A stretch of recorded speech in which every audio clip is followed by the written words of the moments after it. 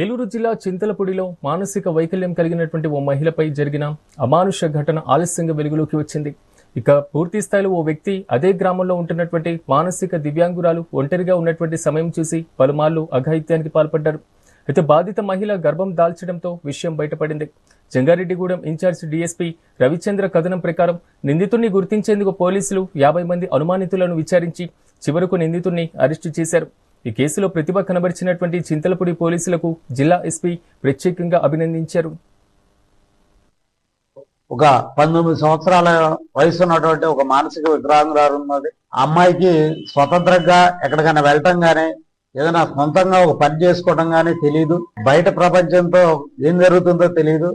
ఒక పసిపిల్ల మనస్తత్వం ఉన్నటువంటి ఆ అమ్మాయిని కామందుడైనటువంటి అదే ప్రాంతానికి చెందినటువంటి వ్యక్తి అతను అమ్మాయిని మభ్యపెట్టి ఎవరూ లేని సమయంలో వాళ్ళ ఇంటి దగ్గర ముద్దాయి తన ఇంట్లోకి తీసుకెళ్లి ఈ అమ్మాయి మీద అత్యాచారం చేయటం జరిగింది.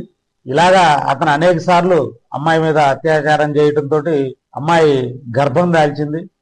ఆ తర్వాత మాత్రమే తల్లిదండ్రులకి తెలిసింది. వీళ్ళు రోజువారీ పనులు చేసుకుని కూలి పనులకు వెళ్ళేవాళ్ళు కాబట్టి అమ్మాయిని ఇంటి దగ్గర వదిలేసి వెళ్తా ఉండేవాళ్ళు. దాని మీద అమ్మాయికి తనకి ఏం జరిగిందనేది చెప్పుకోలేని పరిస్థితులు అమ్మాయి చెప్పలేకపోవడం, ఈ నెలసరి రానందువలన డాక్టర్కి చెక్ చేయించి చూసినప్పుడు అమ్మాయి గర్భవతిని నిర్ధారణ అవడంతో వాళ్ళు పోలీసుల్ని సహాయం కొరకు పోలీసులకు వచ్చి కంప్లైంట్ చేయడం జరిగింది. ప్రగడవరం అనే గ్రామంలో